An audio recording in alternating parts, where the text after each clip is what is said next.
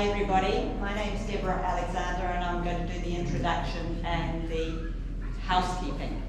There's water out the back, the exits through here and out to the car park if there's an emergency, and there are toilets down the corridor.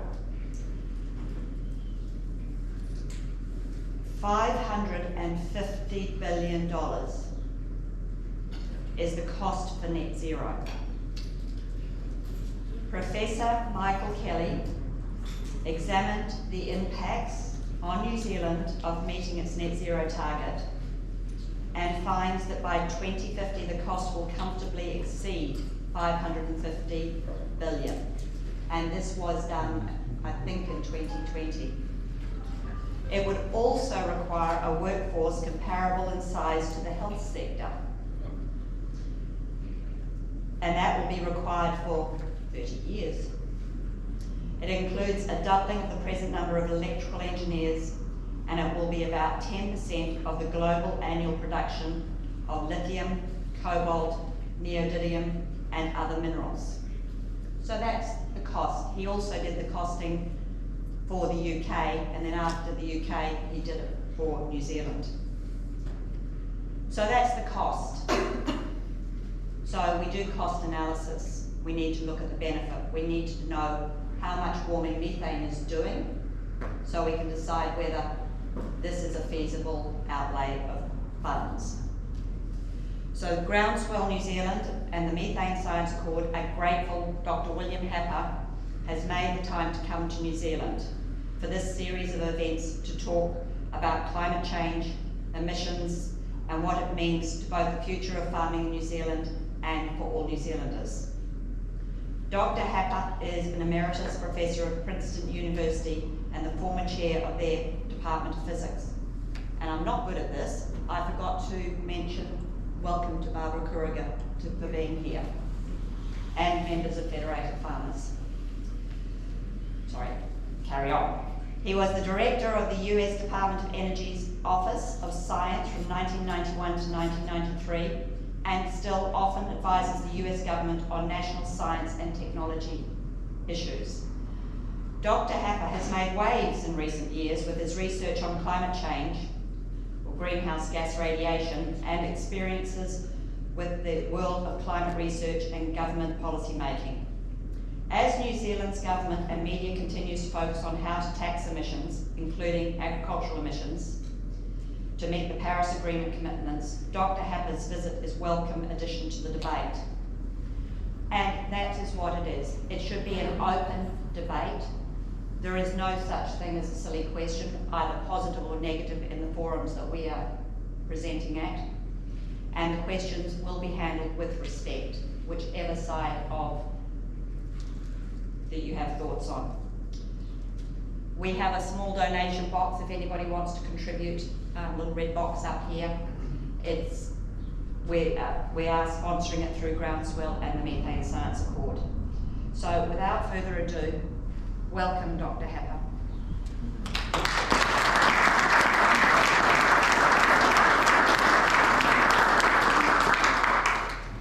Well, first of all, thank you so much for this kind introduction, and thanks to Groundswell and to Methane Science Accord for inviting me. I'm excited to be here. My wife Barbara's in the back corner there, and she's excited to be here with me. So we already had a wonderful 2 days in New Zealand for our first visit. So I'm going to talk about cattle, greenhouse gases, and climate, because I was just in Europe for a few weeks talking to ranchers and farmers in Spain, and about similar pressures that they're experiencing. But let me give you some reassurances. I think this craze, this fanaticism, is close to the end of its life, and I've been watching it now for 20 or 30 years, and I'm more encouraged now than I've ever been. I didn't think I would live to see it end, but I think I may now. So let's talk about greenhouse gases, methane in particular, and cattle. Cattle have been demonized because they can't avoid burping methane when they chew their cud, and we should be grateful for that, as we'll discuss in more detail. But if you actually put in the numbers, what does this really mean in terms of something that matters to us? We don't care what methane is in the room, it's temperature. And the answer is that temperature effects are unbelievably small. Why be modest about saving the planet, just keeping cows from burping a little methane? Let's kill them all. There are 1.5 billion cows in the world. I looked it up carefully, and if you killed all those cattle so they don't emit any methane, none at all, how much do you lower the temperature? 0.07 C. 0.07 C from killing them all. Not just feeding them poison so they don't burp methane. So you have to think, is this really a good deal? And the answer, of course, no, it's crazy. This whole field is crazy. But it's not the first time that poor old cows have been under threat. This is Nanda Wusi, who was a prophet of the Xhosa tribe in South Africa. And she had visions in 1856, around that time, that if her people would kill all of their cattle, it would solve all their problems. And you can read here what this says. This is from the internet. Their ancestors would rise, bringing back all their cattle. They would be free of disease, and it would drive the white settlers into the sea. And by the way, she was the same age as Greta Thunberg.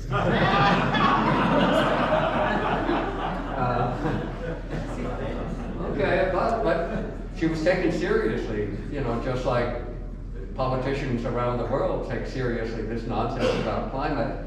And the result was that they slaughtered hundreds of thousands of cattle in South Africa. Roughly 80,000 Xhosa people died of starvation. The whole society collapsed. They've not fully recovered to this day. This is a historical fact. And the basis for net zero is about as firm as the basis for what the Xhosas did. There's nothing to it. So let's move forward. So now here's the outline. You have to forgive me. I'm an old professor, so I'm used to lecturing to students, and you're all students for me today. And I will. And I'm a professional physicist, so I tend to be pretty nerdy. And I'll try and limit that, and Deborah will stop me if I get too far off. So I'm going to tell you a little bit about biochemistry, which is why cows have to emit methane. You can't properly use the capabilities of the cow unless it's emitting methane. Then I'm going to revert to physics for a brief time and tell you a little bit about how global warming works and why methane almost doesn't make any difference. There's not much debate about this amongst people who know how to calculate things like this, and lots of people do, but not in the climate science field. And finally, at the end, I'll look forward to taking questions. Okay, so is this thing not in? Is it Nancy here? You'll have to pardon me a minute. I don't know why this is not in Nancy.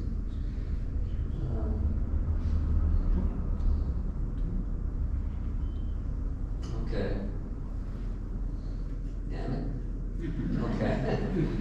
All right, so here, this is a physicist's picture of a cow. And the most striking thing about a cow is that it can digest fibrous material in the hay and the grass that normal animals can't do. And the cow can do this. I shouldn't be telling you, most of you know more than I do about how a cow works, but it works because of the rumen microflora, all sorts of microorganisms ranging from fungi to bacteria to archaea, even some protists in there.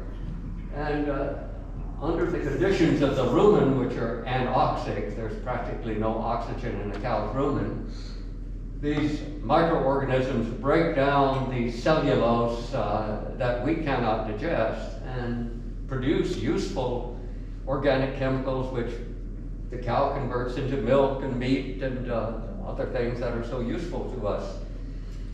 So, but in the process of doing that, it inevitably has to release methane. You can't be a cow without burping methane. So let's see if this makes it sound okay. Now the basis for all life, or almost all life on Earth, or a few exceptions, is photosynthesis. And photosynthesis takes the energy from sunlight. It then uses that energy to combine carbon dioxide and from the air and water from the soil to make sugar. And that's the primary product of photosynthesis. And a waste product from this is the oxygen that goes off into the air. And you can think of the little chloroplast in the green leaf as two little factories that are working simultaneously.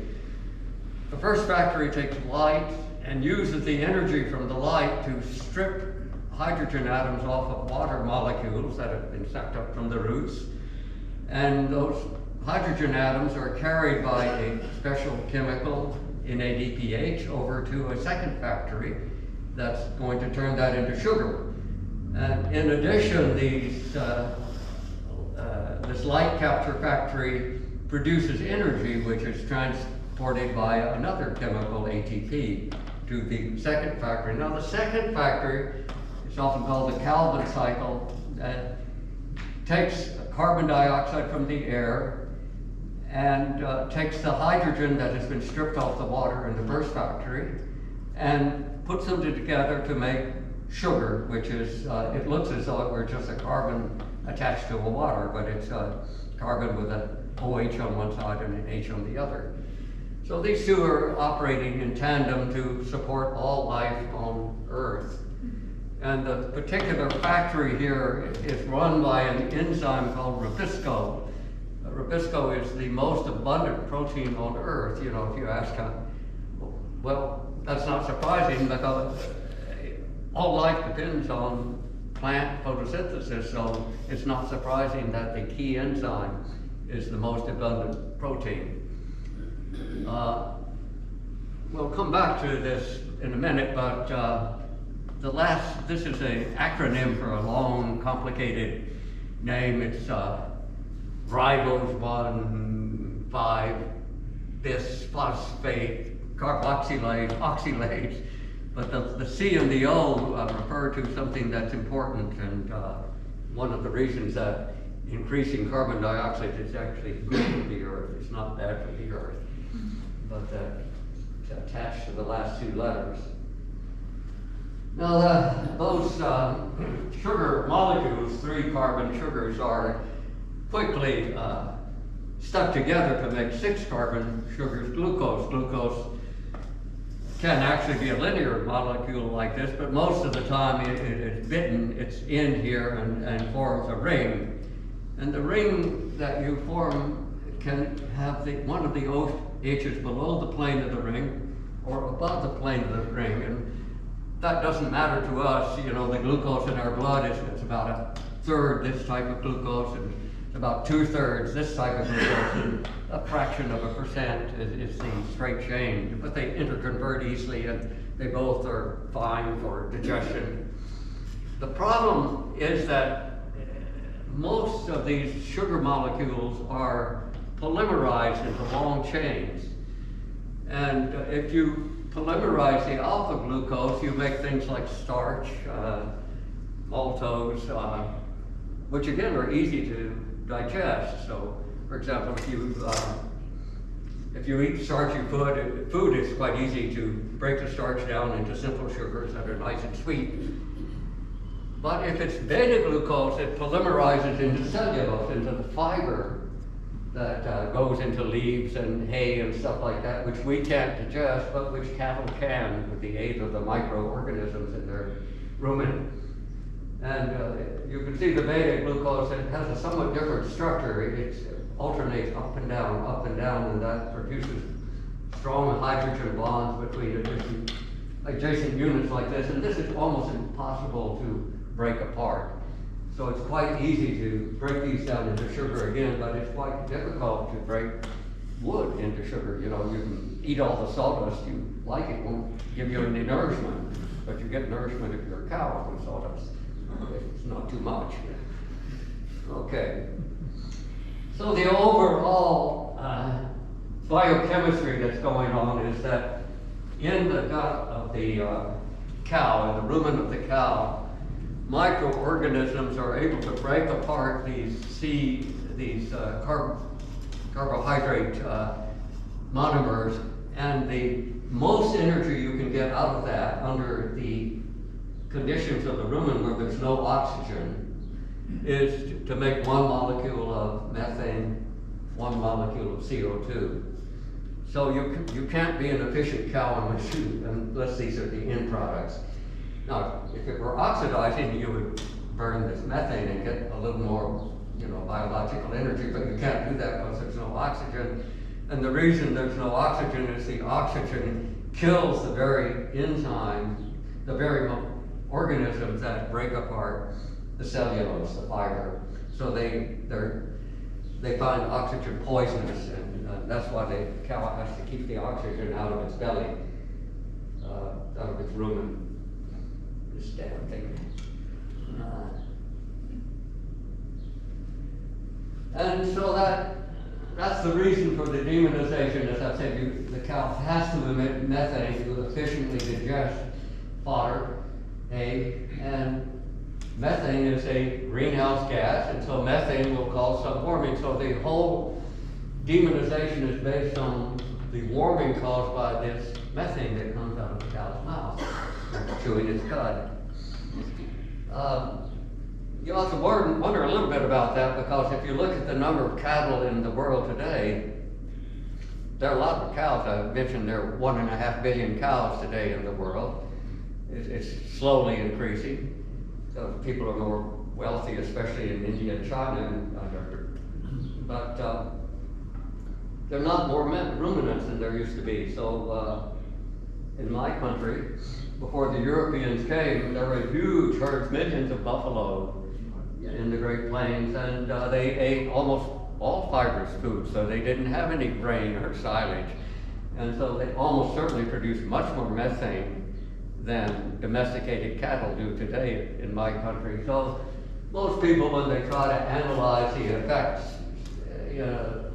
what the buffaloes might have done compared to livestock today, think that probably cows, at least in North America, are emitting less methane than when the Europeans first came, and we had all these wild ruminants and very low quality food, you know. Okay, so now we're going to talk about physics. And a few facts. And the first fact that is very important is that there is no single temperature of the Earth. That's particularly striking if you go up above us here. And what you find is the temperature drops very rapidly. That's why people like to go to the mountains for a summer vacation, because it's cool up higher.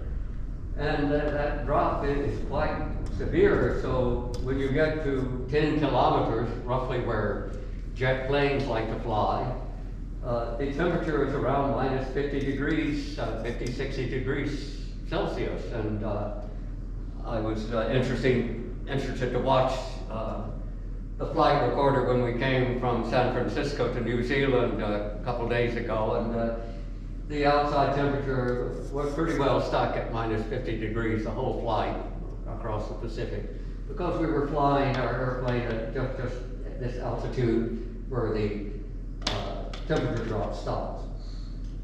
And this is quite important. Most of the energy transfer from the surface, from the solar heated surface out to space, is in this first 10 kilometers, and there it has nothing to do with radiation. It's almost all due to rising and falling packets of warm air and cold air, so it's convective. This is sort of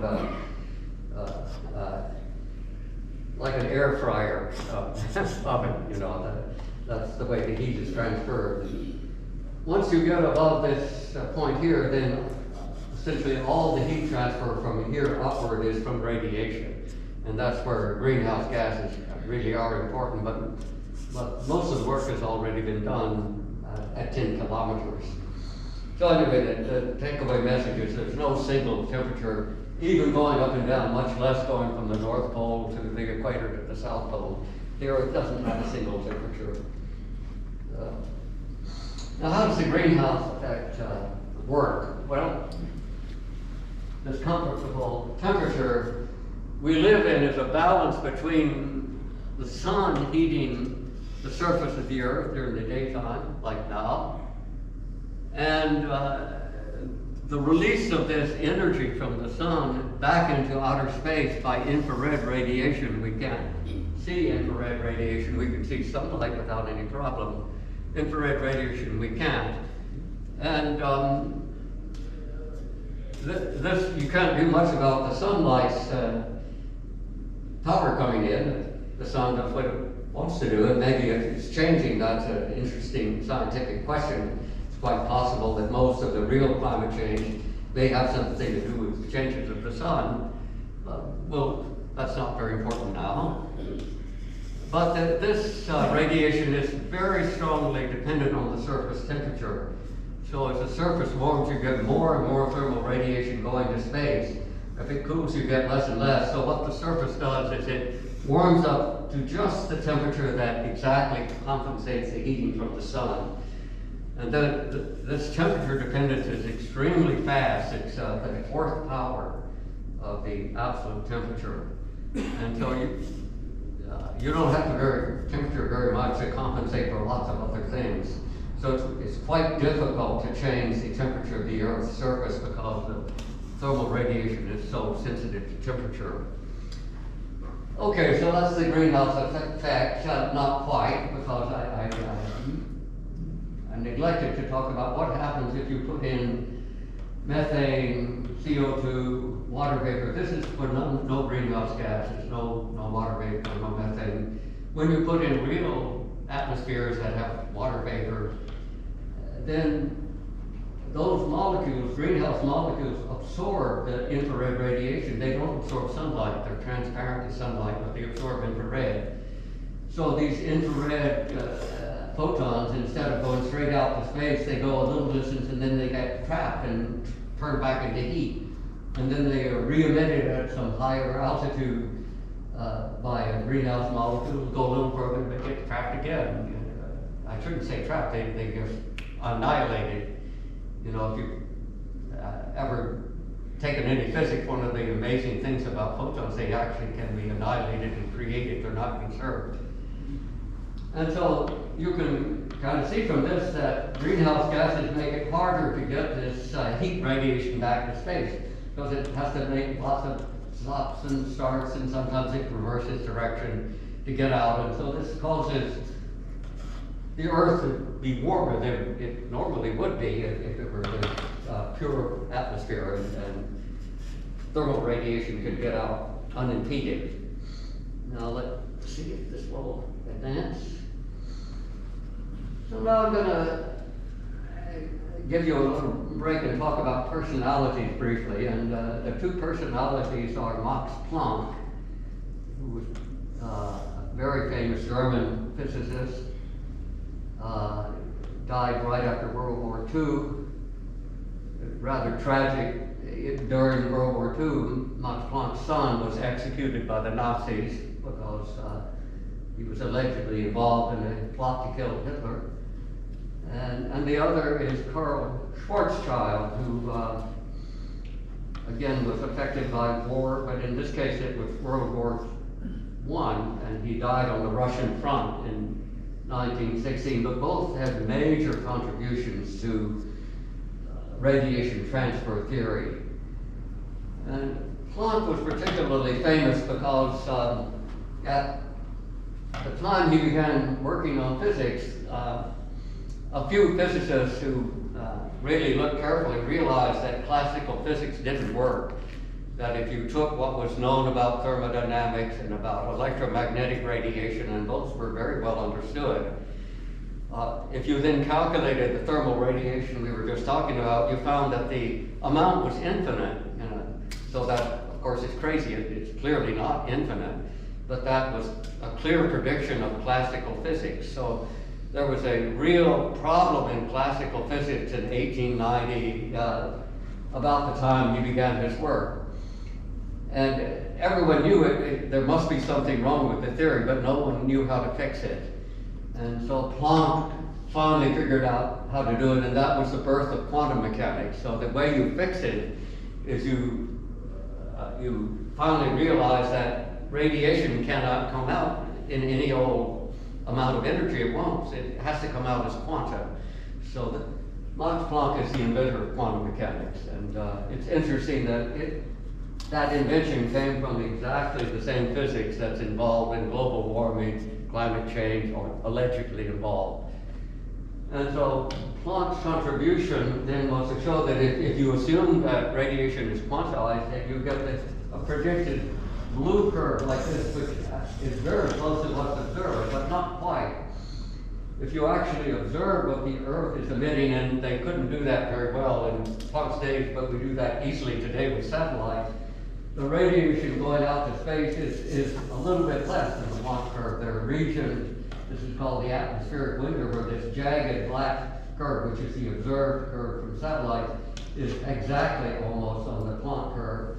And then there are regions here where CO2 molecules absorb, water molecules absorb, where a lot less radiation gets to space. And so the total radiation to space is the area under these two curves. So the blue curve, that's the maximum radiation you can get at a given temperature. And these jagged curves are what you actually get. And it's about a 30% difference. So because of greenhouse gases, Earth radiates about 30% less energy than it could if the greenhouse gases weren't there at all. Now, this physics is very firmly established. There's just no question about it. And the details were first worked out by Schwarzschild for stars, for the sun in particular. So these curves were first generated to try to understand, when you look at the spectrum of the sun reaching the Earth, it has zigs and zags in it just like the Earth spectrum does. They were called Fraunhofer lines, and so his achievement then was to explain the Fraunhofer line. So looking at this as an astrophysicist, you would say, well, this is a Fraunhofer line for carbon dioxide, this is one for ozone, etc. Now, okay. What I've done is I've got three colors, jagged line colors. And the black jagged line color is what you observe radiation going to space at current concentrations of CO2. Now, if you were to double CO2 concentrations, that's a 100% increase. It almost doesn't matter. You change this black curve to the red curve here. You have to kind of squint to see that these are not the same. They're exactly the same over most of the frequencies here. This is frequency of the radiation going here. This is the intensity of radiation going up here.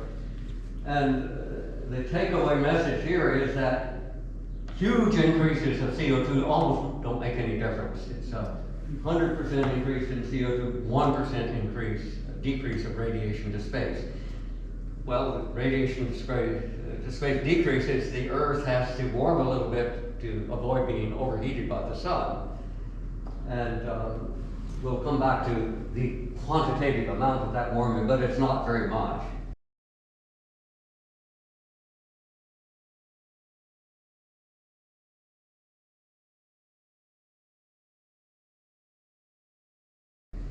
And the same thing happens if you change the amount of methane, which we'll talk about in a minute, or nitrous oxide, or any of the other greenhouse gases. Now, you might wonder, how do we know that this is true? Is it because a bunch of bright people have gotten together and voted to make it true? The answer is no. It's because it agrees with what you observe, you know, so this is not scientific consensus. There's no such thing as scientific consensus. This is because what you calculate is what you observe. And so here's an example of calculations on the left model, satellite observations on the right. Okay, and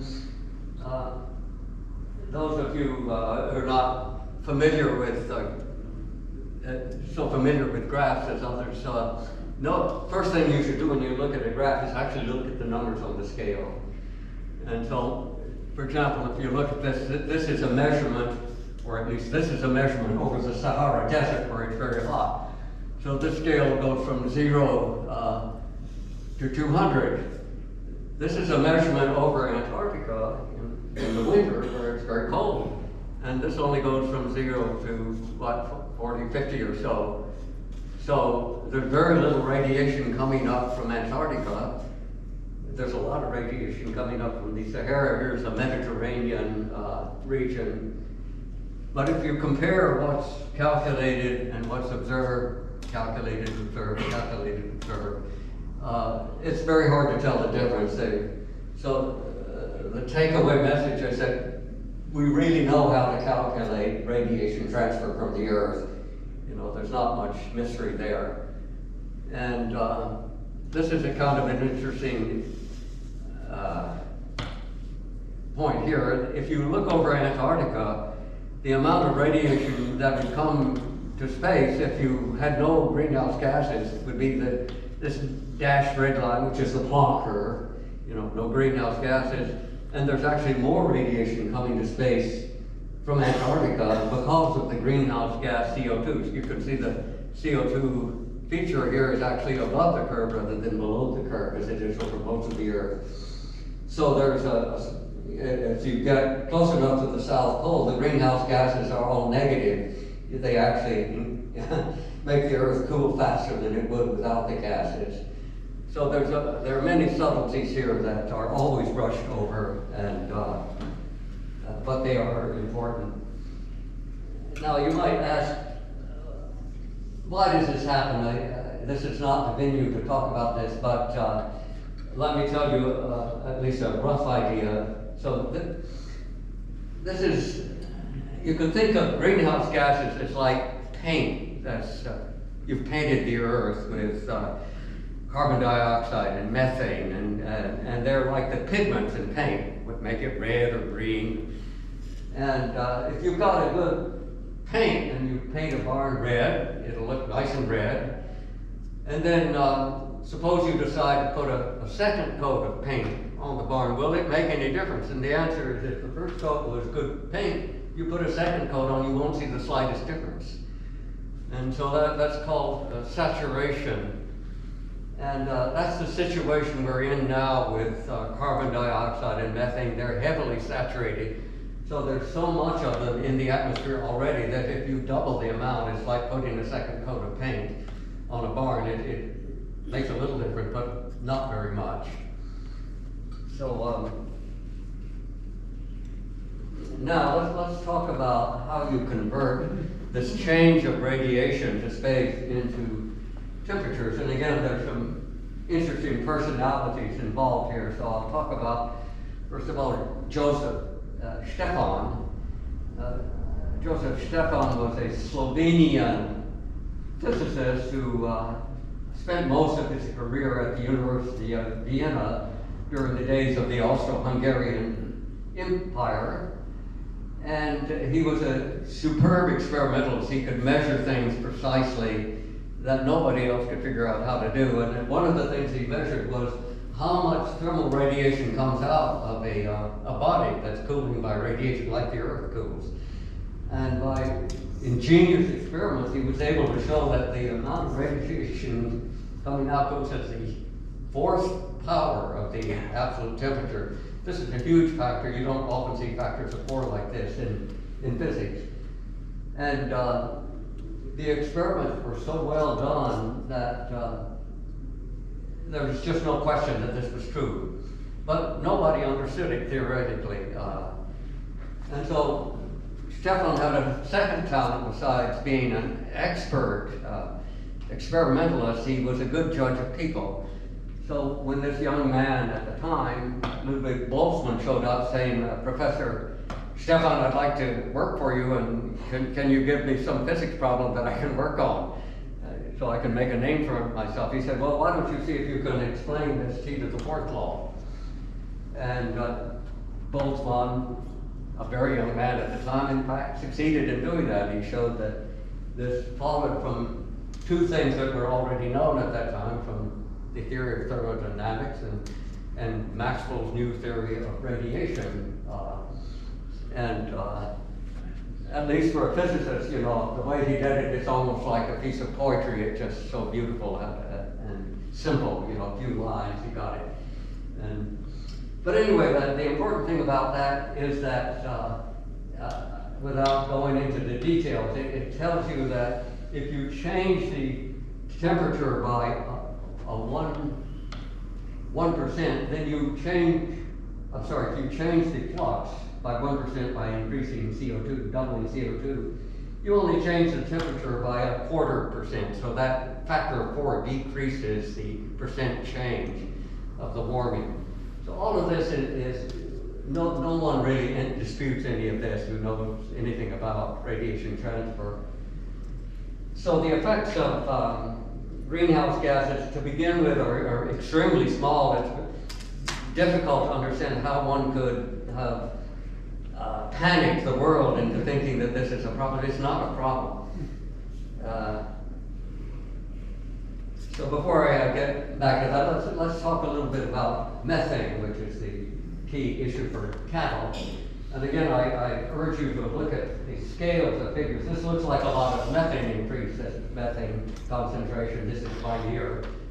The year 2021, here we are at 2025, this year.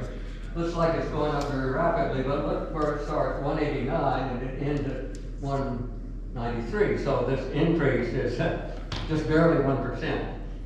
But by careful graphing, you can make things look dangerous, which are actually very, very small. And that's routinely done in the climate area. All right, so methane is increasing, but the rate is extremely slow. It would take about 140 years at this current rate to double, and that's an unusually fast rate. It's probably never going to double. But it would not matter if it did. Okay, here's a similar curve to the one I just showed with Planck and Schwarzschild, and this is what happens if you take methane and double it. You go from the black curve to the red curve, and there's a difference in the region where methane is stored, but you can just barely see it. The black and red curve overlap over most of the energy range here. If you take all of the methane away, you get the green curve. So methane is a much weaker greenhouse gas than CO2, much weaker. That's another issue. So let me just tell you briefly. When the alarmists talk about how dangerous cows are and methane is, they say, well, a methane molecule is 30 times more potent than a CO2 molecule. You will often hear that. And yes, that's true. But what they don't tell you is that the rate of increase of CO2 is 300 times faster than methane, and so you'll have to divide 30 by 300, and so that means the effect of methane is 1/10 that of CO2. So methane is a small fraction of the CO2 warming. It's not a very important gas, and CO2 itself is not very important either. But it's also true that a measurable fraction of the methane in the atmosphere comes from cattle. You can easily estimate that. So this blue line is the methane in the atmosphere from cattle starting from 1985, when there were fewer cattle, to today where there are more, and you can see it's increasing, but not very fast, and the total amount of methane that's in the atmosphere from cattle is maybe a fifth or a sixth of the inventory there. So it's a measurable amount, but it's certainly not the major amount. The major amount comes from rice paddies, and Deborah likes to say people are not demanding that we stop eating rice, but we're supposed to stop, raising cattle. I don't really see it. Okay. So as I mentioned as we came in, if you put in the numbers, I've tried to give you the flavor of how you put in the numbers, and you can, and there's nothing hand-waving about this. This is all pretty solid. If you killed all the cattle so they don't emit any methane, and you get rid of that blue line, the 1/5 or 1/6 of the total methane in the atmosphere, you only cool the earth by 0.07 centigrade. And so if you ask, what do New Zealand's goals for methane reduction do? Well, that's probably 100th part of this, or maybe 1,000th part of this. So it's even smaller, because this is for killing all the cattle, and the measures that are taking or thrust on farmers here have almost no effect on the amount of methane coming out, comparing to killing all the cattle. So it's absurd. All right. Well, okay. There's a problem with this if you're alarmist, and the problem is that you really have a hard time getting political support by saying that the Earth is going to die if the temperature goes up by 0.7 centigrade from, say, doubling CO2, and much less from doubling methane. And so the way alarmism is justified is that it's assumed that there are enormous positive feedbacks in the climate system. So a little warming that you can reliably calculate from increasing methane or increasing CO2 is supposed to be multiplied by factors of 3 or 4 or 5 because of positive feedback. And so it's, I like to joke, it's affirmative action for greenhouse gases, which are fundamentally very puny, control factors for temperature. So you need to somehow make that look a lot more threatening. Well, there's a major problem with this assumption, and that is that almost no natural systems have positive feedback. Most natural systems have negative feedback, so these estimates that I have made and showed you here, they're probably too big. They're not too small.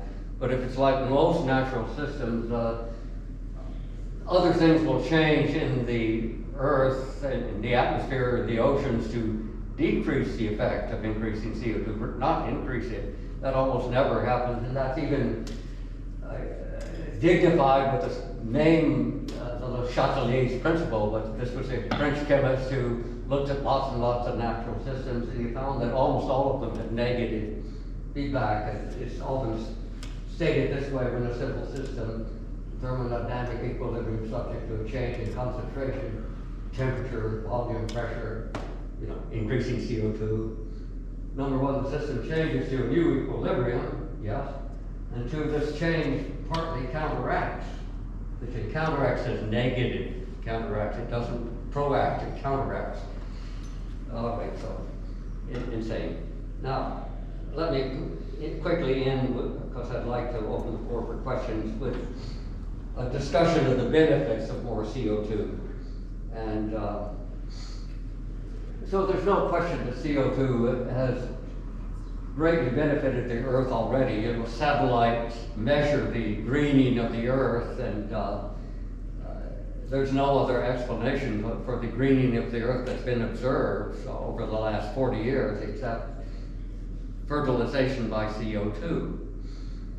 And so this is, when I talk to my academic friends back in America, almost nobody knows anything about agriculture, so I ask them, what is this crop? And some of them say, well, maybe it's marijuana, or, the degree of ignorance is amazing. But this is soybeans. And if you look at it, you can see that it's genetically modified soybeans. And does anyone immediately see why? Why is this genetically modified soybeans? Roundup Ready soybeans. It doesn't have any weeds. Okay. You know, when I was a kid, they didn't have this type of soybean, and you'd go to a soybean field and it'd be full of weeds. You know, the poor farm, it's hard to cultivate a field like this. But now there are never any weeds because of this particular variety of soybeans where you can spray a herbicide that will kill every weed in sight. But there's a gene change in the soybean that makes it impervious to this herbicide. I don't know. Deborah tells me they don't grow soybeans very much in New Zealand, but it's a major crop in the United States and Brazil and China, other parts of the world. It's probably the biggest source of protein around, you know, vegetable protein. I'm getting short of time, so I won't talk about hemoglobin. But I was mentioning to Deborah this afternoon that if you dig up the roots of these have these huge root nodules. They're as big as a pea. And if you split a soybean root nodule, it's bright red. You know, looks like the color of blood. And the reason it looks like the color of blood is full of hemoglobin. So the soybean and other legumes are one of the few plants that makes hemoglobin just like we. And the hemoglobin is just as red as our hemoglobin. But the purpose of the hemoglobin is to pump the oxygen out of the roots where nitrogen is fixed. So these things, you don't need nitrogen fertilizer. The bacteria in the root nodules take nitrogen from the air and make nitrogen fertilizer. So, but it's kind of interesting that the same molecule that transmits oxygen to our cells so that we can breathe, and it's considered a benefit for our metabolism. For the soybean, it goes the other way. It pumps it out because it's a poison to the microorganisms. A lot of interesting things about soybeans. It's what you make tofu from. Well, there are two main reasons that CO2 has helped plant life on Earth. And the most important one for the open air is that plants need less water if you have more carbon dioxide in the air. So let me briefly explain why that. The reason for that is that the plant has to suck CO2 out of the surrounding air, and to do that it has to have holes in its leaf that let CO2 molecules diffuse in. But you know, a leaf is pretty moist. You know, if you squeeze it, it's watery. And so for every CO2 molecule that diffuses into the leaf of a plant to be turned into sugar, 100 water molecules diffuse out the other way. So plants are extremely wasteful in their use of water because of the need to have all these holes in their leaves. And so if you double the amount of CO2 in the air, the plant only needs half as many holes, and so it only loses half as much water. So the more CO2 you have, the less water the plant needs, and the better it's able to withstand drought. So the greening of the earth that you see from satellites is almost all due to this first one here. But there's a second one, and many of you know that in greenhouses, real greenhouses around the world, the operators pump in huge amounts of CO2, so they double, triple, quadruple the amount of CO2 around the plants. You have to pay for it, it's not cheap. But the resulting fruits and flowers and other products are so much better that the additional price that you get from the high quality greenhouse grown things is worth the cost of the CO2, more than pays for itself. And there's no problem with water. If you're running a greenhouse, you just add a little more water. There's glass to keep it from evaporating. And so there's another factor coming into play here, and this goes back to the beginnings of life on Earth, and this is called photorespiration. So let's quickly discuss this. And photorespiration is a problem with the little factory I mentioned, the Rubisco, that is able to attach a water, is able to make sugar, from CO2 and water. It turns out that this key enzyme, the most abundant protein on Earth, is poisoned by oxygen because it was presumably invented 3.5 billion years ago when there was no oxygen in the air. All the oxygen that has accumulated since the invention of photosynthesis has come from plants, from photosynthesis. If you look at the chemistry of the sediments before then, it's clear they were reducing, they weren't in an oxidizing. So partly to handle that problem, there are a few species of plants. Corn is one, soybean is another that we use as crops, and there are many wild ones, that keep the oxygen out of the region where the sugar is being made, so they have what's called bundle cells. And there's a more complicated transport mechanism that brings in the CO2 but keeps the oxygen out and keeps this poisoning from happening. But this comes at a price, so plants like this, if there's more and more CO2, they eventually are outcompeted by the simpler thing that doesn't need all the additional machinery to transport this oxygen and the CO2. And so here's the problem.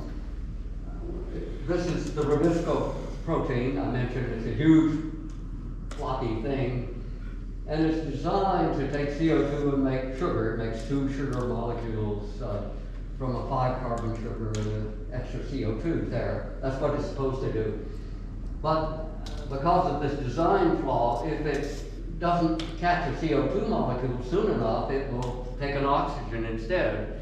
There's a lot more oxygen in the air than CO2. Oxygen is 20%. CO2 is, 0.4%. It's a very tiny amount. So today, many crops, soybeans, which I mentioned, wheat, rice, lose about 25% of their productive capacity because every now and then, instead of fixing the CO2, they fix an oxygen, and fixing oxygen makes not only sugar, but things like hydrogen peroxide, which are really bad to have inside you if you're a plant. It's quite poisonous. And so, if you've ever wondered why do plants have antioxidants in them, it's to control this miserable design flaw in rubisco. And so, of course, if you increase CO2, if you double the amount of CO2, the number of these mistaken oxygens will go down by a factor of 2, and the plant productivity will go up. So that's really why greenhouse plants grow so much better. It's because of suppression of photorespiration. It's not because of resistance to drought. There's never a drought in a greenhouse. Let's see. So this is what's observed from satellites, and you can see large parts of the Earth are getting greener. These green regions, the Sahel, they're typically arid regions, and as I mentioned before, the main effect of CO2 is to make plants capable of growing in arid regions where they just barely have enough water. So they've got more CO2, they need less water, and so they quickly take off, finally having enough water to grow properly. And so I'll close here by recommending this wonderful book. It was first published in 1840, it's been around a long time. Extraordinary Popular Delusions and the Madness of Crowds, Charles Mackay. And he goes over a long, sad list of really stupid things that humans have done over the generations. And it's a depressing read, actually, but if you read it and you look at what's happening with climate today, you can recognize we're pretty close at the end of this particular delusion. There will sadly probably be others in the future, but this one I think is almost over. I hope that's true. So anyway, this is not a new thing. It's been seen before, and I hope it's winding down. So I'll stop now and be glad to take questions if there are any. Thank you. We've only got one mic, so Will, are you happy to walk around and answer questions direct with people? Yep. Yep. So who would like to ask the first question? Both of you? There's one over there. Yeah. Gentleman on the exam one. Okay. So if carbon dioxide really is so good for plant growth and just overall performance of horticulture in general, then why do you think that the established elites, especially in the fields of, for example, climate science, are so against the notion of there being more carbon dioxide in the atmosphere? Money. You know, I'm not sure I quite got the question a little bit there, but why do you think that so many people are so convinced that carbon dioxide is a problem or something? Why do they push the idea that carbon dioxide is so evil if it clearly helps plant growth so much? Okay, that helps a lot without the microphone. Makes sense. Okay, well, all right, there are many reasons, and that's a good question. And of course, I've asked myself many times that. And I think it's different for different people. So there are many people who feel a need to do something significant in life. You know, and what could be more significant than saving the planet if it's in danger? And so these are sincere people. They don't know very much science, but you know, I feel a little sorry for it, but I don't blame them, you know, because they get constant propaganda. Then the other extreme is that there's huge amounts of money available, you know, to save the planet, you know, build solar farms, put, you know, wind turbines on the hills, and it's heavily subsidized by taxpayers' money in most countries. And so the other extreme is cynics who are profiting from saving the planet. Most of them, I think, haven't thought very hard about whether it's true or not. They know there's money to be made, and they're happy to make the money. So that's another extreme. And then there are the political class. It's a wonderful way to control the population. You know, the best way to control people is to make them afraid, something that's really frightening, and then you can come in and save them, you know, and if it's bad enough, any means are justified, you know, and if the planet is going to end in 5 years, you can do all sorts of things that you would not normally permit. So that's maybe not a good answer, but those are some of the reasons. There are many reasons. Yeah.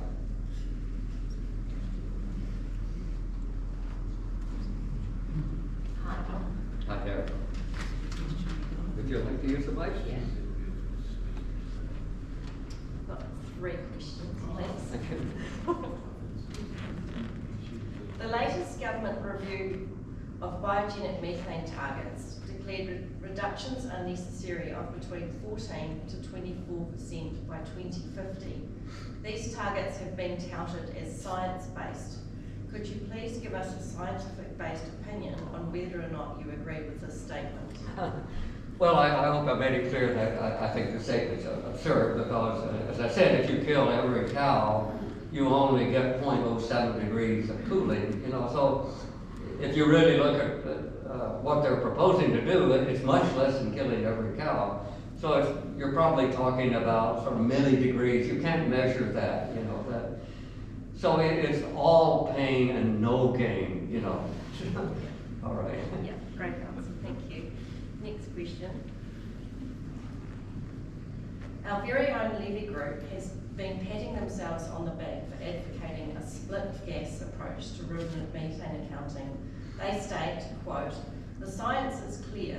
Emissions of long-lived gases must reach net zero to prevent further warming. In contrast, emissions of short-lived gases like biogenic methane only need to decline gradually to have the same effect. This fundamental difference needs to be recognised in climate policy, and adopting a split gas approach is the most effective way to do so," unquote. Again, could you please give us a scientific-based opinion on whether or not you agree with this statement?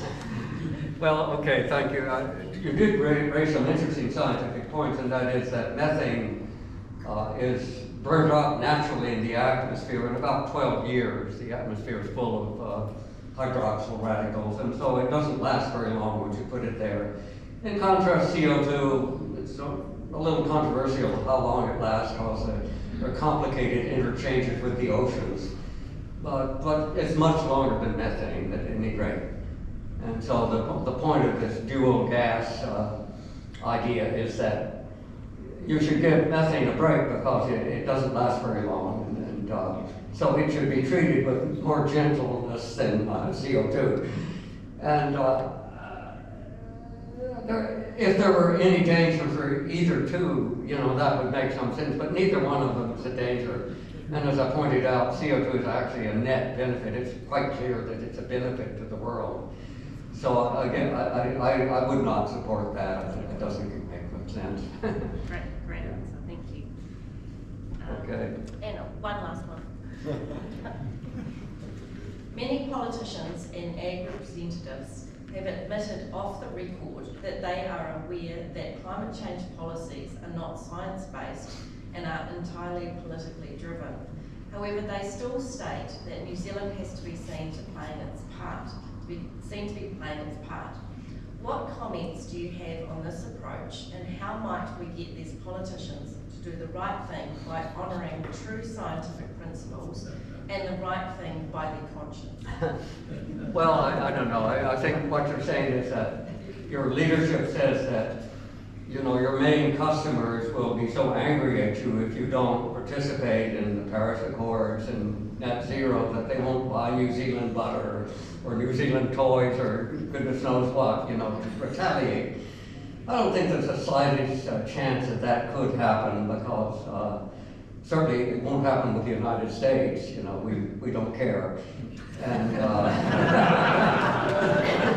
it won't happen with China. It won't happen with India, so who's left, And by that time, Germany will be bankrupt and they can't afford it anyway. So I wouldn't worry too much about that.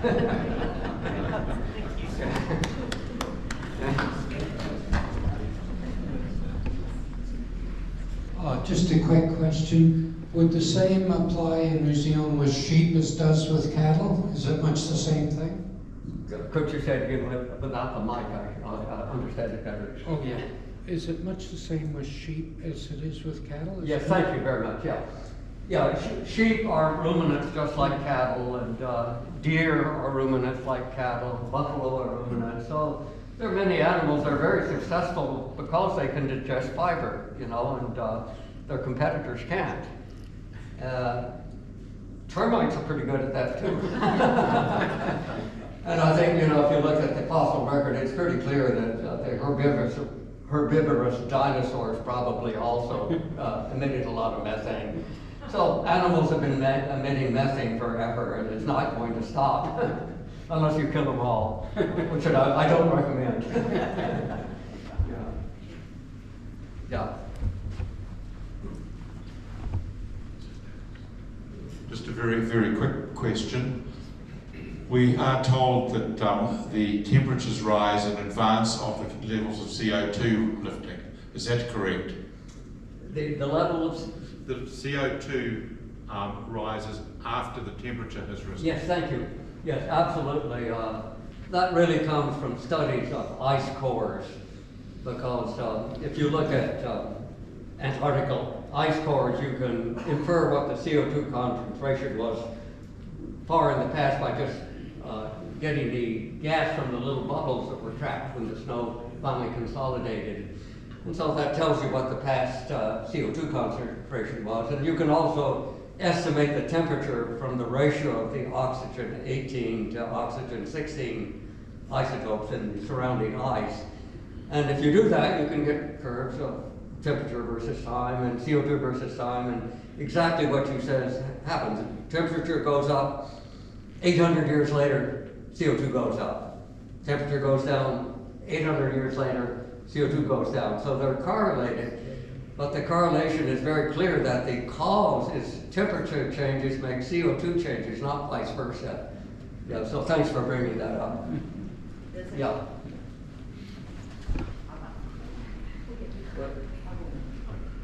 Sure. to the mic and then tell me, because I can't hear it. Is it true that if I took all the cows off my pasture, that it would grow and die down and produce just as much methane as cows were there? Tell me again. If I took my cows off my pasture, the pasture would grow up and die down and release methane. That would be about the same level. Okay, well that's actually an interesting and good point. And so the big difference between methane from the cow and from the microorganisms in the soil is in the microorganisms in the soil, if you're down 3 or 4 feet, it's anoxic, just like the rumen of the cow. But as you get closer to the surface, there's oxygen from the atmosphere. So the methane that's produced in the soil, and there's lots of it, usually gets oxidized before it gets to the surface, because there are other organisms that eat the methane and with oxygen to make a living. And so the big difference is the availability of oxygen to the pasture, the surface. You mentioned genetically modified soybean before. I have a concern, rightly or wrongly, I don't know, you can help me. While it's implanted with a gene, so it's not, the Roundup, whatever it is, does not affect it. But we eat that food, we don't have that same gene in us with it. So would it be fair to assume that the Roundup may affect us, the toxicity of it? Well, okay, I understood that. You don't have to repeat it. This is not my specialty, so let me be clear, I'm a physicist. And this is pretty subtle biochemistry. But I've never seen any evidence, from my limited capabilities that make me hesitate to have tofu at a Chinese restaurant, or, things that are made from soybeans. Your metabolism is pretty robust, and it's designed to handle all sorts of complicated organic things in the food. So I don't think there's any direct evidence. It's right to ask the question, but so far I don't see any danger from it. There's a lot of lawsuits in the United States about the glyphosate, but that's a little bit different issue. And there, you have to be a little careful, because there's a conflict of interest. The people promoting it are making a lot of money from it. So they may be right that it's harmless, but trust me, but cut the deck, Yeah. I just query, we get told that the majority of scientists around the world agree with this climate science, and scientists like Carl Sagan back in the 70s, the whole reflectivity of the greenhouse gas reflects heat back in, so we're going to warm. Yeah. Are all these scientists wrong? I mean, why do they all jump on this bandwagon? What's that about? They're all funded. Well, that's a good question, and I think a big part of the answer was already mentioned. It's the money, and I guess I'm surprised, being an academic myself, that you can buy an academic for so little money. I would ask a higher price. Yeah. Thank you. President Trump seems to be one of the few politicians. President Trump seems to be one of the few politicians in the world that has picked up on your message. Have you by chance been speaking with him? And if so, how can you speak to the other politicians? Well, actually, I did work for Mr. Trump for a year, and I did talk to him about this, and he completely agrees with what I've said. But that was in his first term, and his advisors were furious with me because they thought if he went public with this that he would lose votes. Well, he lost the election anyway, so it didn't have anything to do with climate, so it would have been better if he had taken it on earlier. But he clearly understands it. He's a lot more technical than you might think. His uncle was a physicist at MIT, John Trump, who I knew a little bit.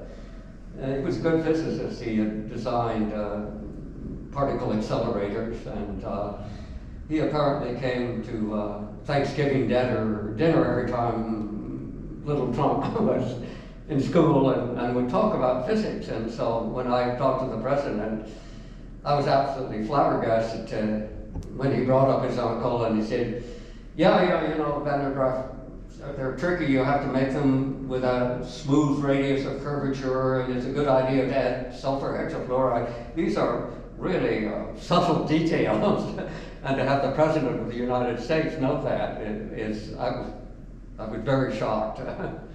You know. But he's a politician, and the first rule that I learned interacting with politicians, don't trust any of them.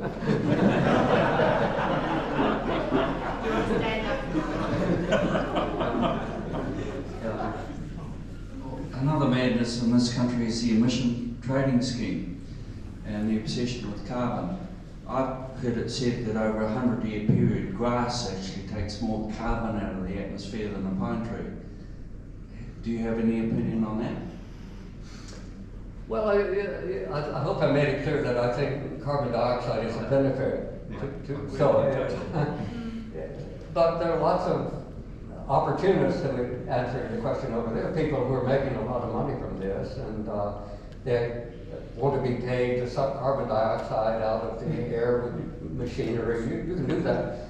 We do that all the time in our nuclear sub-fleet because you've got, you know, 100 men on the submarine crew, and they're all breathing out CO2. You breathe out 2 pounds a day, so that's 200 pounds into the sub-atmosphere, and so we've got strippers in there that strip out the CO2 and pump it into the ocean.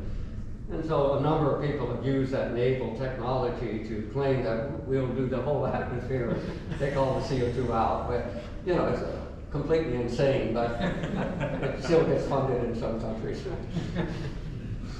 Yeah.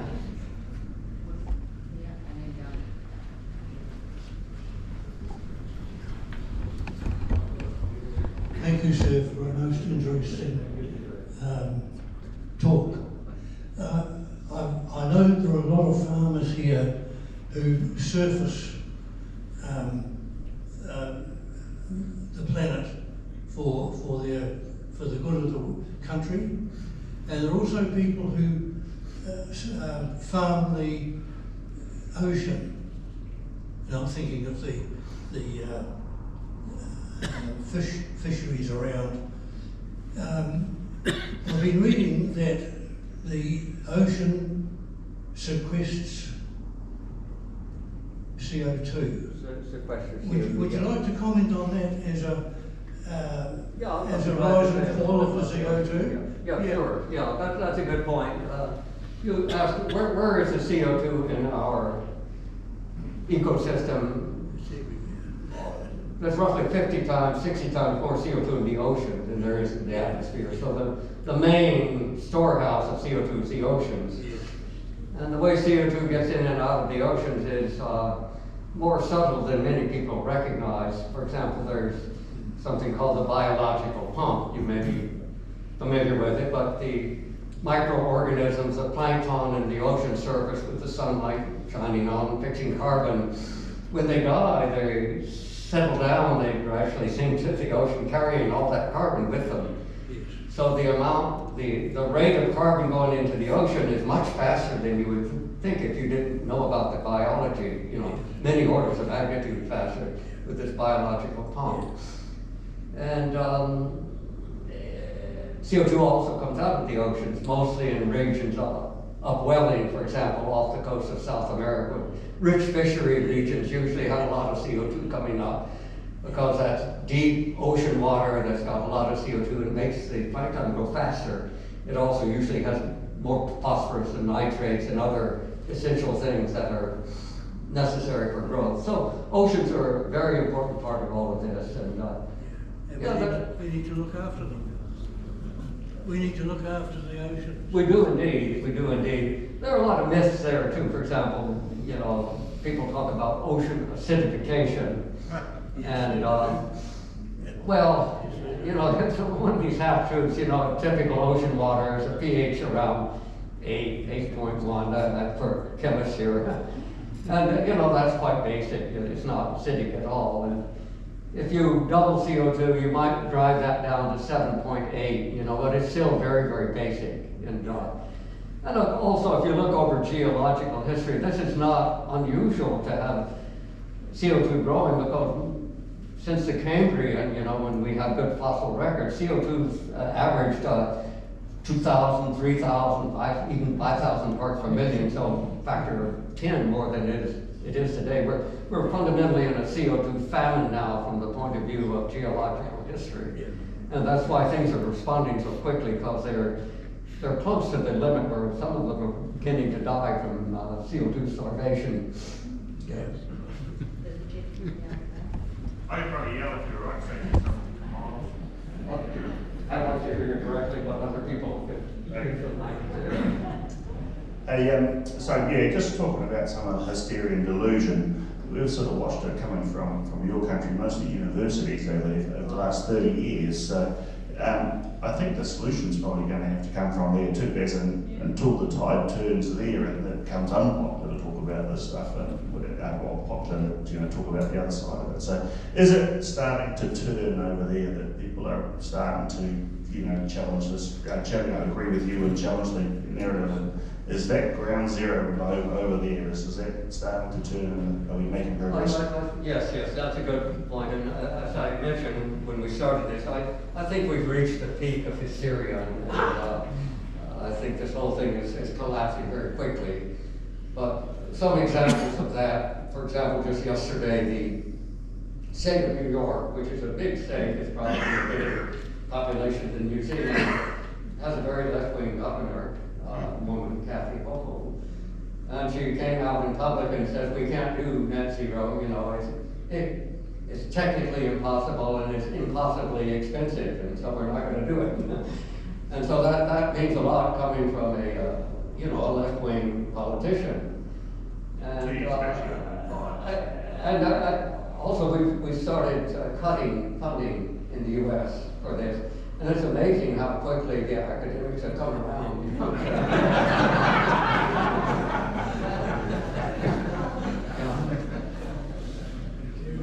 Is the planet, or has the planet warmed in the last 50 years, and are we the cause of it? And the second question, Tuvalu is supposed to be overtaken by water shortly, and governments are paying millions to the Tuvalu people because of this. Is that fact or fiction? Let's see, I think I got the first question. Let the second one just say directly to me. Tuvalu is supposedly being overtaken by water caused by global warming. Oh, okay, yeah. Okay, now I got it. Ocean. Yeah, okay. Well, first of all, I think it is clear the Earth has warmed over the last 50 years. And the best evidence comes from the satellite measurements of atmospheric temperature. There have always been problems with the ground-based temperature records because they shut down lots of stations and put new ones up, and calibration isn't very good. But the satellite stuff is, I think, very reliable, and it's shown warming of about 1/10 of a degree centigrade per decade. So every decade it's up about 1/10 of a centigrade. I think most of that is a natural recovery from the Little Ice Age.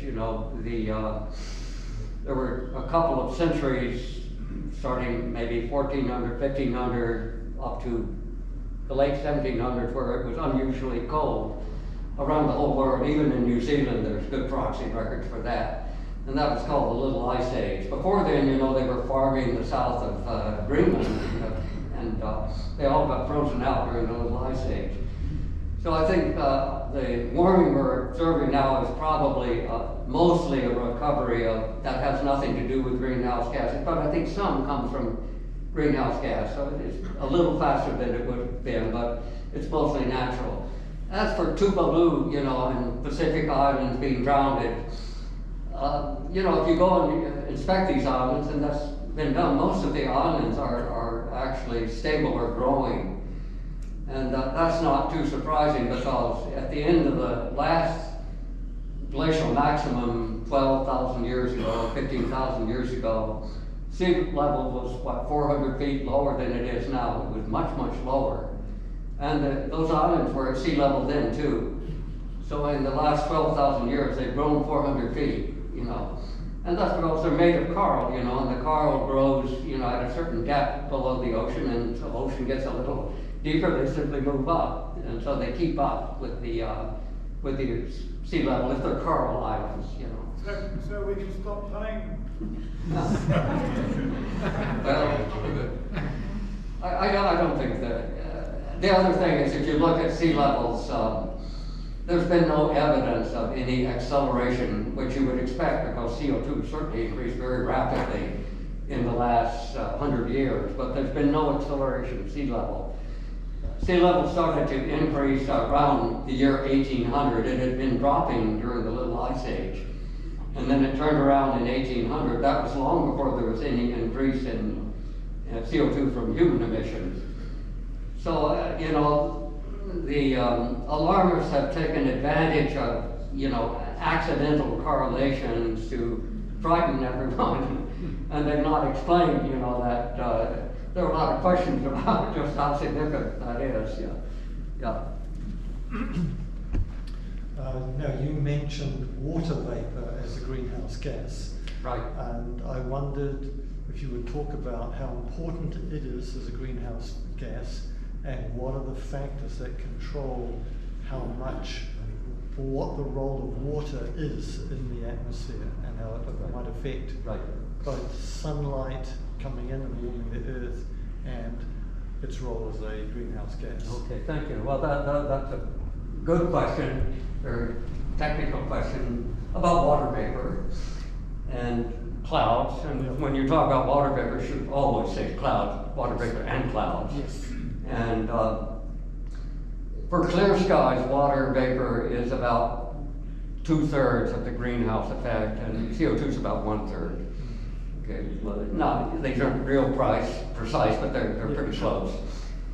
For cloudy skies, it's essentially all water, you know, but in the sense of water in the form of clouds. Sure. Yeah. This is the water planet, you know.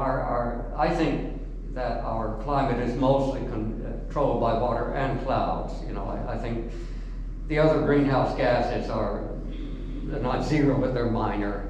But water is a biggie.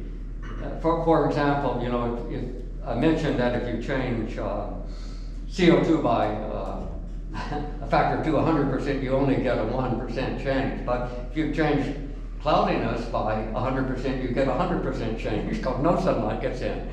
So there's a huge magnification factor for clouds compared to greenhouse gases.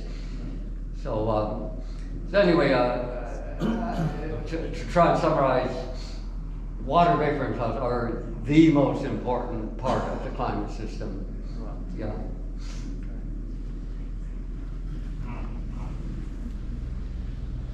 Hi Doctor, how are you? How are you? Yeah. With our major issue we see as a family is our youth coming through. Now our youth, is there a more, this for you this is probably going to be a bit of a silly question, but is there a more simplistic way to put what you've said across to our young ones? Because they are eating this stuff up like it's real. Now there's one issue that they talk about is climate change, which you've clearly kind of debunked for us. But like we talk about plastic particles in our atmosphere and in our bodies, that to me is a much bigger risk of death than climate change. So our youth, you know, what do we do with them? You've been around a day or two. Yeah. So what is your advice for people like these kids that want to be farming but are not seeing a pathway? Well, I think many people are upset by the way we have terrorized young people. You know, young people, I'm not going to get married, I'm not going to have children, the end of the world is coming, you know. It's awful that it's done this because it's a lie, it isn't true. Yeah. And, but it's repeated and repeated, and I don't know quite how to combat that. Certainly parents play an important role. My grandchildren were homeschooled for a year or so. I think that helped them. Then they went back to public school. You know, you have to learn how to live in society as well as, you know. These kids are homeschooled, but we're a family of 8. Yeah. And there is so much around us. Yeah. When these kids discuss this with their age group, they're immediately shut down. Yeah. But it's no different to me. I can go to a Fonterra meeting, or I can go to a sustainability meeting, and as soon as I mention what you're talking about, Yeah. the room goes quiet, Yeah. and everybody changes the subject. So we're not getting enough traction with the reality. Well, yeah, you're describing the fact that many of the people who support climate alarmism is a secular religion, you know, and you don't mess with someone's religion. It's like, you know, denying the virgin birth or something, I don't know, you know, depending on your, you know, and I'm not kidding, you know, it's and I don't know how you deal with the religious fanatics, you know, it doesn't have to be climate, you know, it can be other religious fanatics. I don't know, it's a good question, but I don't know the answer. Wait, by the way, if you are interested, the CO2 Coalition does publish books for children. They're comic books, and so you can find it on the web, and I'd be very happy to send you big sacks of No, that's awesome to know. Yeah, We just don't please know check where it to out. get that stuff. It's called the Educational Committee, and they'd love to help you. Thank you. Yeah. Yes, sir. Do you think we should burn rubbish and waste plastics? Burn rubbish to make power? Yeah. And Yeah. get rid of it. Get rid of the Yeah. problem. Well, yes, I've always felt that burning waste, if it's done properly, makes good sense. You have to make sure you have emission controls. You don't want soot falling in everybody's laundry, things like that. And you don't want to be releasing mercury and other toxic substances in the air. But you can do that. And for example, if you look at a modern coal plant, when I was a kid, first learning physics, the best coal plants were 30% efficient in terms of heat energy into electrical power. Today they're close to 50% because of technical advances, and they don't release any pollutants. I mean, the only thing that comes out of the stack of a modern plant is water vapor and CO2. But all of the oxides of sulfur, nitrogen, mercury, it's all been stripped out, and it's not very costly if it's a new build plant, because you can design it in from the beginning. It's very hard to retrofit a plant. So better to tear it down and build a new one. Yeah.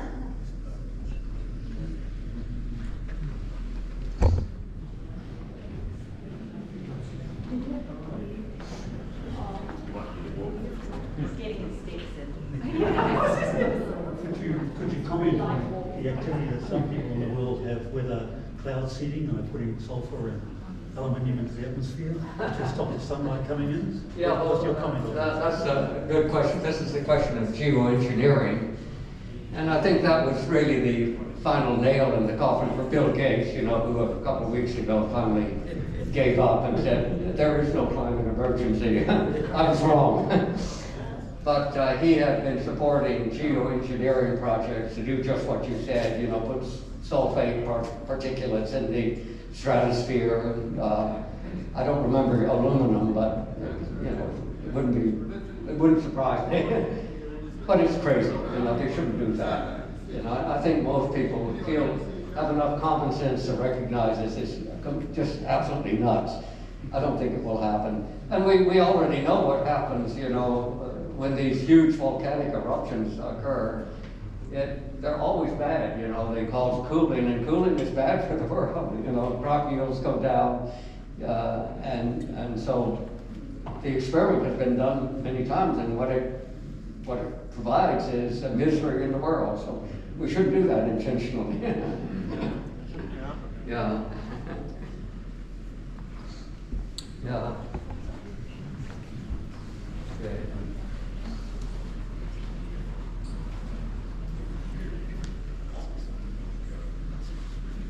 I have a question regarding electricity generation. So here in New Zealand, recently, energy prices have skyrocketed, and this has been the same all over the world, I think, especially with like AI data centers and whatnot popping up. There's much more demand for electricity, and therefore the price of it goes up. So what do you think about the future of nuclear energy, for example? So New Zealand is a nuclear-free zone, so we don't have the there are submarines and there's no pipelines or anything, but we do have coal. There's a big mining debate going on for all these raw resources. Okay. So there's another one, as mentioned before, the rubbish burning for electricity generation. So on the topic of carbon neutral electricity generation, do you think that's worth it, or should we be looking more into things like nuclear fuel for energy? Okay, well, those are good questions. Let me take the nuclear one first. Maybe forget the first, but I'll try not to forget. Nuclear power clearly works. France, for example, has been run on nuclear power, at least the electrical sector, for 50 years or more. And it works fine there because they have a standardized nuclear plant they build again and again, and so they find the mistakes from the previous generation, they make a little tweak, it gets better and better. So I think that France has demonstrated that you can run a country on nuclear, at least the electrical part of it. With respect to energy prices, I don't know about the whole world, but certainly in the U.S. energy prices are going down because of the fracking revolution there. And so the whole United States, North America has got enormous amounts of gas. And so they're desperately looking for new markets for gas. Who will buy all this excess gas? So that's driving prices down. I don't know, sooner or later, fossil fuels will run out. We're talking about centuries, not your generation or your great-grandchildren's generation, because there's so much out there still. But I think when that time comes, presumably nuclear power will have become nearly perfect by that time, technically, and it will be so cheap that people will make synthetic hydrocarbon fuel, so they'll make synthetic diesel out of water and limestone, limestone for carbon, water for the hydrogen. You can do that now, but you can't possibly compete with natural gas from the ground or oil or coal. But it's not that far away, and it depends a lot on materials and energy, all of which can develop incrementally for centuries, and when it's needed, I think it will be ready. The real problem there are two main problems with nuclear. The first and the most serious is nuclear weapons. And so, when you run a nuclear power plant, you can't avoid making plutonium, which you can make a pretty good bomb out of. And it's a little hard to do it with a plutonium from commercial plants because of a different mixture of isotopes of plutonium. So we would certainly never build our weapons arsenal with commercial plutonium, but we could if we had to. They'd be heavier and not as safe. But the other problem is nuclear waste, which remains radioactive for many centuries, thousands of years even. And nobody quite knows what to do about that. I think the immediate thing that should be done, and which is in fact being done in our country, is that you use so little fuel that you refuel every 18 months, and the amount of fuel is sort of between you and me, you can put it in a concrete container. It's a very small amount of core material, so it's called, you put it in what's called a dry cask. And so you can have a region the size of a parking lot or a few parking lots, and you can put dry cask with spent fuel for 100 years, 200 years, and it still doesn't fill up the lot, and so you just don't do anything to it. Just leave it in the dry cask, and you pray that your great-grandchildren will be smarter and know what to do with it.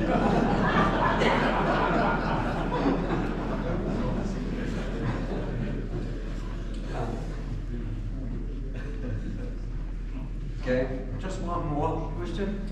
The poles, they say, are getting smaller, so the Antarctica and Arctic are getting smaller. So is there a tipping point? Because they obviously have an important role to play in the cooling and heating of the planet. So is there a tipping point where they get small enough that they don't have an effect on what's happening with the oceans and the climate? Are you talking about the ice in the polar regions? Well, actually in Antarctica, it's pretty clear the ice volume's growing, it's not shrinking. Yeah. Greenland, it's not so clear, you know. Some years it grows, some it shrinks, but I think all that with Greenland is shrinking a little bit. See, we're told the opposite. What's that? The media tells us the opposite.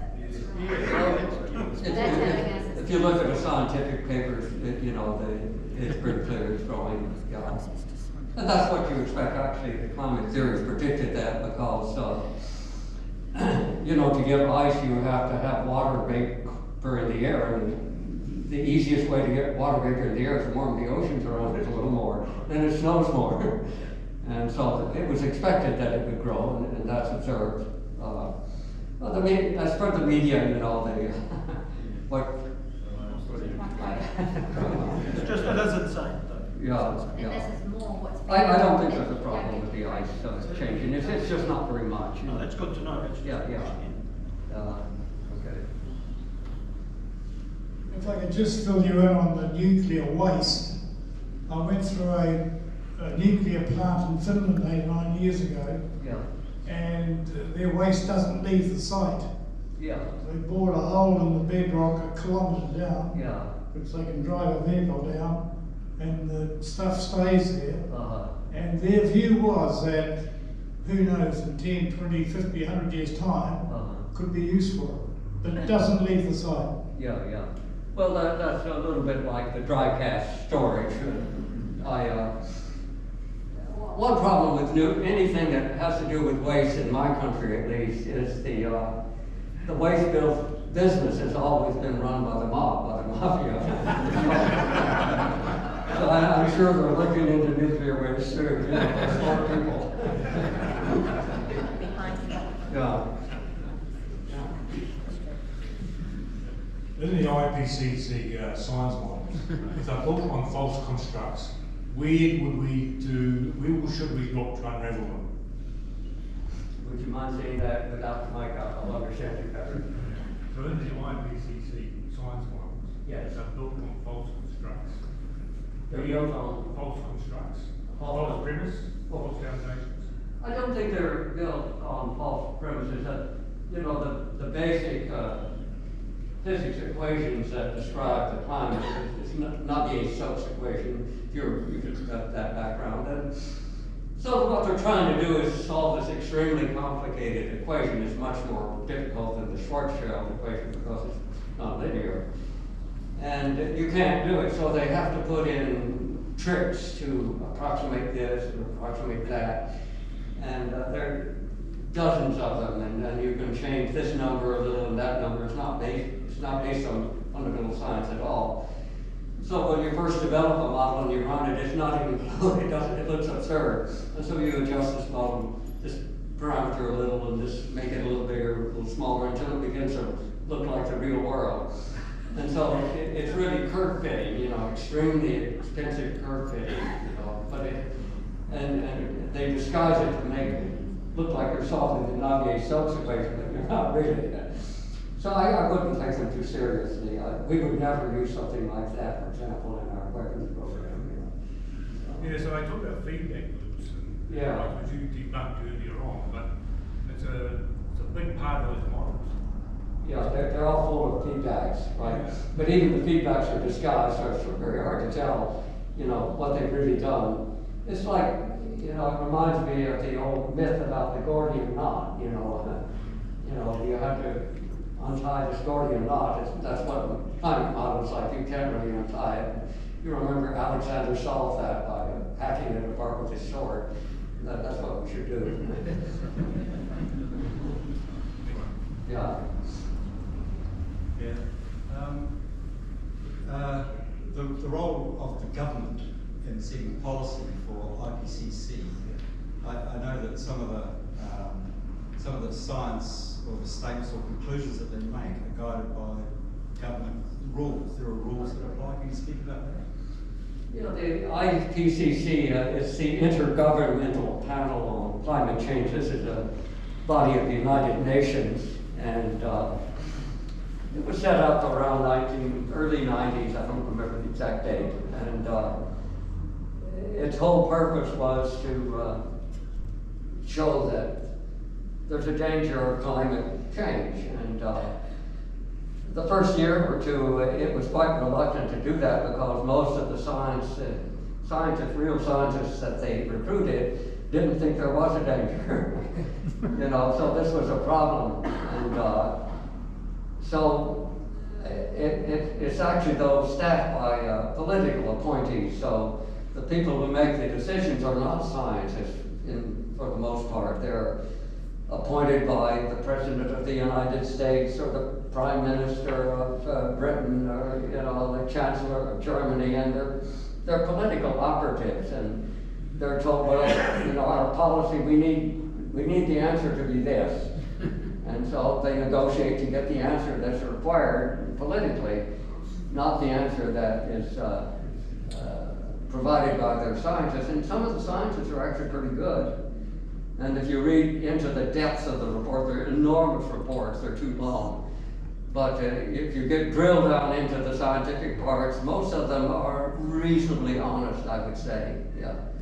For example, the last 2 or 3 reports have said they can't see any correlation between extreme weather and CO2. There's been no change in extreme weather, and yet you wouldn't know that reading the mass media, you know. It looks like the whole world is going to hell, but the IPCC says there's been no change.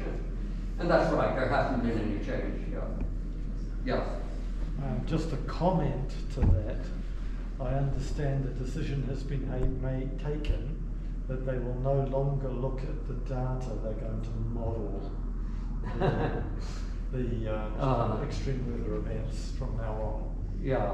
That was taken. Well, I haven't seen that, but it doesn't surprise me. But as you know, it's absurd, you know. Yeah.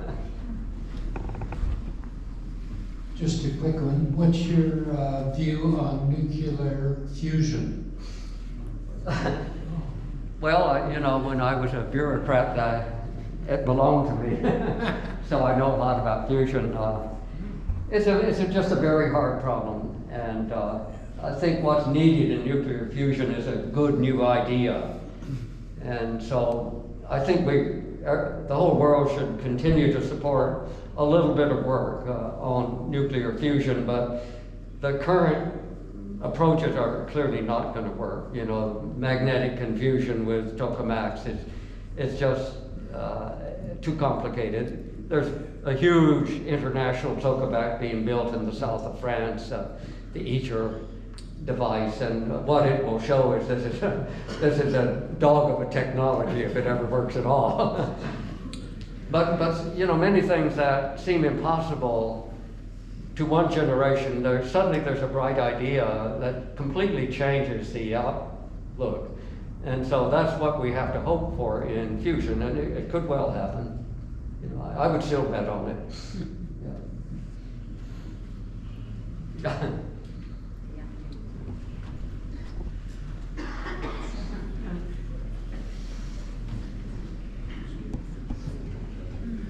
So just to clarify, so the way I understand fossil fuels, especially liquid ones such as petroleum and diesel and jet fuel, they're all made of these hydrocarbon chains. And so when these are burned, so reacting with oxygen to release energy, they form carbon dioxide and water. Right. Exactly. So do you think we should keep using fossil fuels as a means of electricity production if their byproducts directly contribute to feeding people with the production of carbon dioxide, which obviously helps plants grow? Let's see. Tell me the very last part of the question again. Should we keep using fossil fuels despite all the propaganda that we're being fed? Because clearly these byproducts of combusting the fossil fuels are helpful to us in many ways. Okay, yeah. Well, of course we should keep using fossil fuels. China, you know, is the largest fossil fuel user in the whole world now by far. And India will soon catch up. India has an even bigger population, and they're building coal plants as fast as they can. there's no way to stop that, and we shouldn't try to stop it. You know, there's a middle class building in India, and they want the same conveniences that you and I have. You know, they'd like to have a nice apartment and a washing machine. You know, so why should we deny them that? And in order to get that, they have to use fossil fuels. And the other thing is that, you know, many people are worried about overpopulation of the world, and there's a clear way to make population growth stop, and that's to make a country wealthy. And so every single country in the world where there's a high standard of living, the population is decreasing. And so that will happen in India. It's already happened in China. And we shouldn't interfere with that. You know, that's good for them, it's good for the whole world. You know, but you have to use fossil fuels responsibly. And the way we used to burn coal, I was a kid in, you know, post-World War II, Edinburgh, where we burned soft coal, and, you know, I could just come home from school and my whole shirt was black, my neck was black, you know, from all the coal smoke, and that was certainly not very healthy. I had bronchitis all the time. So, you know, we don't want to do that, you know. But you can build coal plants that have essentially no emissions. I think we talked about that earlier.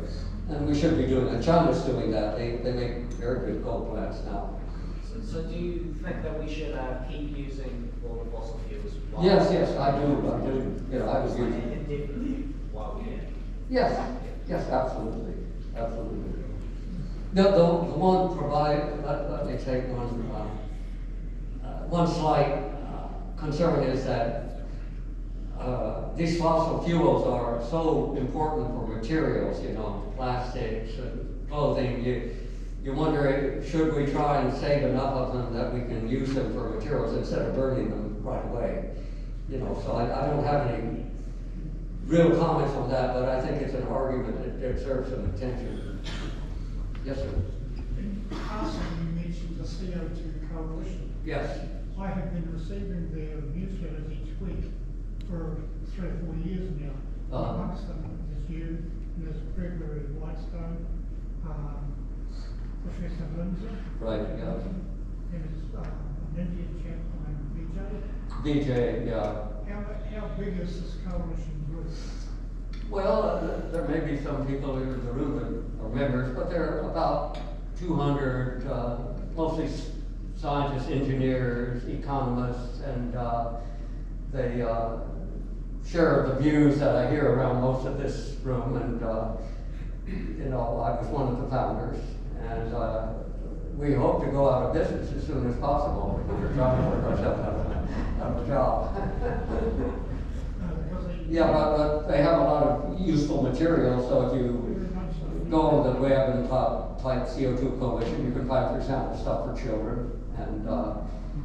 And you know, I am unable to quality check everything that's published there, so I'm sure there are some things that would embarrass me, but not too many, you know. And even Homer nods, as they say. I appreciate it very much. Yeah, okay, well, thank you very much for the kind words. Yeah. Don't you think we've done enough? Thank you, Will. The questions here were such a variety, and last night in Clevedon we had about the same number of people, and the questions ranged exactly the same. And one of the major ones that was spoken about was the education of children. There was talk about thorium salt reactors. Today we've got nuclear and fusion.